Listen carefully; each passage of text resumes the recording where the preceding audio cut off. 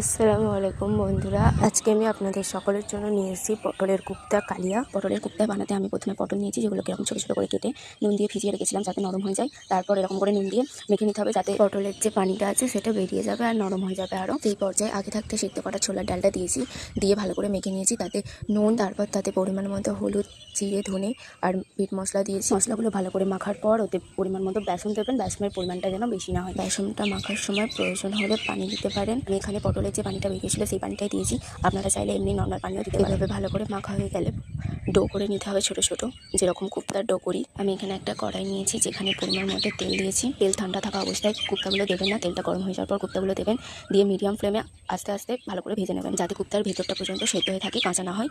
তাহলে দেখবেন খুবই ভালো লাগবে। এটা আপনি রান্না না করে এমনিও খেতে পারবেন ভাতের সাথে। কুপ্তাগুলো যখন ভাজা হয়ে যাবে তখন একটা জায়গায় তুলে নেবেন। তারপর আমি একটা জায়গায় নিয়েছি যেখানে পরিমাণ মতো তেল, তেজপাতা, এলাচ, লবঙ্গ কাট দিয়েছি।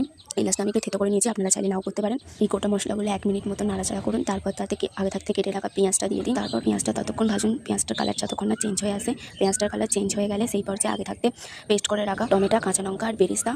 আমি এখানে একটা পেঁয়াজকে আগে থাকতে বেরেস্তা করে নিয়েছিলাম, যেটা এখানে দেখানো হয়নি, স্কিপ হয়ে গেছে। এখানে পেঁয়াজটাকে বেরেস্তা করে পেস্ট করারই চেষ্টা করবেন, তাহলে তরকারির টেস্টটা আরও দ্বিগুণ হয়ে যায়। বেরেস্তাটা দেওয়ার পর 1 মিনিট মতো নাড়াচাড়া করুন। তারপর তাতে পরিমাণ মতো আদা রসুন আর সামান্য টেস্ট আনার জন্য চিনি দিয়ে নাড়াচাড়া করুন। তারপর তাতে পরিমাণ মতো হলুদ, ধনে, জিরে, নুন, তারপর তাতে সামান্য একটু পানি দিন, দিয়ে নাড়াচাড়া করুন। পানিটা বেশি পরিমাণে দেবেন না, অল্প পরিমাণে দেবেন, যাতে মশলাটা না জ্বলে যায়। 2-3 মিনিট মতো নাড়াচাড়া করে আগে থাকতে ফেটিয়ে রাখা টক দইটা দিয়ে 1 মিনিট মতো নাড়াচাড়া করে ওটাকে ঢাকা দিয়ে রেখে দিন, যতক্ষণ না তেল ছাড়ে। মশলা থেকে যখন তেল ছেড়ে আসবে সেই পর্যায়ে মতো পানি দিন, দিয়ে পানিটা ফুটিয়ে এলে কোপ্তাগুলো দিয়ে 10 থেকে 15 মিনিট ফুটিয়ে নিন।